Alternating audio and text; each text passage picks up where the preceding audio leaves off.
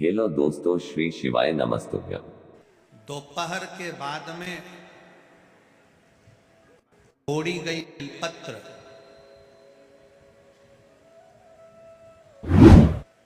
दोपहर के बाद अगर हम बेलपत्र को तोड़कर शंकर भगवान को समर्पित करते हैं तो शिव उसे स्वीकार नहीं करते।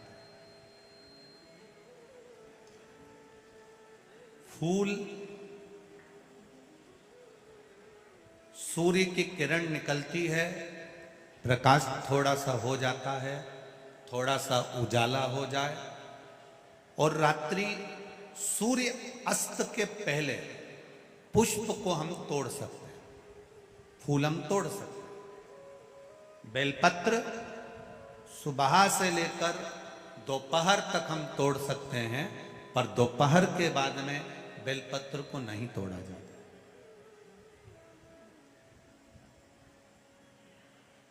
चतुर्थी, अष्टमी, नवमी, द्वादशी, चतुर्दशी, अमावस्या, पूर्णिमा, संक्रांति, ये ऐसे पर्व हैं जिस दिन बेलपत्र को नहीं तोड़ा जाता।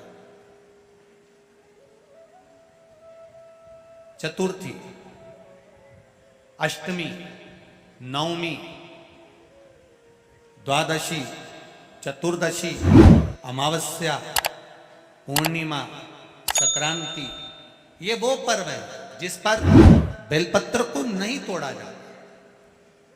पुरानी बेलपत्र 1 महीने पुरानी भी रखी है। पुरानी बेलपत्र मंदिर के बाहर भी अगर निर्माल्य में उतरी हुई बेलपत्र किसी डलिया में पड़ी है, बहुत सारी बेलपत्र अगर किसी ने ले जाकर निर्माल्य को कहीं ले जाकर पटक भी दिया है मंदिर के कोने में, वहां से बेलपत्र उठा लो, उसको धो लो, साफ कर लो, वापिस ले जाकर महादेव को चढ़ा दो, वो स्वीकार कर लो।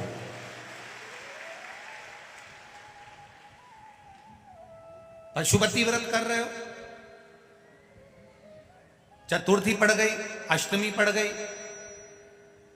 द्वादशी पड़ गई, बच्चों से मत कहो कि बेलपत्र तोड़ कर लाओ। बच्चों से कहो जाओ शंकर जी के मंदिर में कहीं डलिया में कहीं एक आध 2 बेलपत्र भी, 1 बेलपत्र भी अगर कहीं साइड में पड़ी हो, उसको उठा लाओ, धो, बाबा के थाली में रख लो और पशुपति व्रत पर भी चढ़ा दो। दोपहर के बाद में पूजन करने जा रहे हो, बेलपत्र दोपहर के बाद ना तोड़वाइए। फूल सुबह प्रकाश होने से लेकर रात्रि को, शाम को जब सूर्य अस्त हो उसके पहले फूल आप तोड़ लो, मना नहीं है, दिन भर का समय आपके पास है, पर रात्रि में फूल नहीं तोड़ा जाता। शंकर भगवान पर समर्पित कोई प्रसाद शिव जी को चढ़ाया गया, कोई प्रसाद रात भर नहीं रखना चाहिए। आप लोग तो संकट सोमवार अगर किसी ने करे हों, किसी ने करे संकट सोमवार या 16 सोमवार, हाथ उठाओ, किस किस ने करे हैं? पहले करें आप लोगों ने, रखो। जो लोग 16 सोमवार करे हुए होते हैं, संकट सोमवार करे हुए होते हैं, उनको मालूम होता है, उनके स्मरण में रहता है कि संकट सोमवार का जो प्रसाद होता है उसको रात भर नहीं रखते। उसका कारण स्कंद पुराण में भी कहा गया, उसका कारण शिव महापुराण में भी वर्णन किया गया। शंकर भगवान का प्रसाद,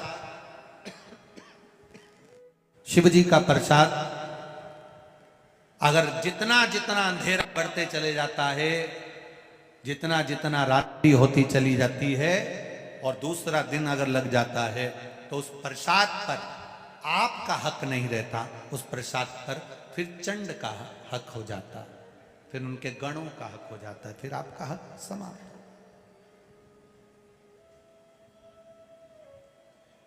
तीसरी बात का स्मरण करिएगा, एक तो बेलपत्र दोपहर के बाद न तोड़िए, दूसरा पुष्प रात में ना तोड़िए, तीसरा चतुर्थी, अष्टमी, नवमी, द्वादशी, अमावस्या, पूर्णिमा, चतुर्दशी, संक्रांति, इस पर बेलपत्र ना तोड़िए। मंदिर की चढ़ी हुई, कहीं रखी हुई, कहीं अगर निर्माल्य में भी कहीं ले जाकर पड़ी है, वो भी समर्पित कर सकते हो। बेलपत्र तो यहां तक वर्णन करती है कि अष्टमी नवमी दोनों पढ़ रही है और आपको बेलपत्र की जरूरत पड़ रही, तो एक बेलपत्र को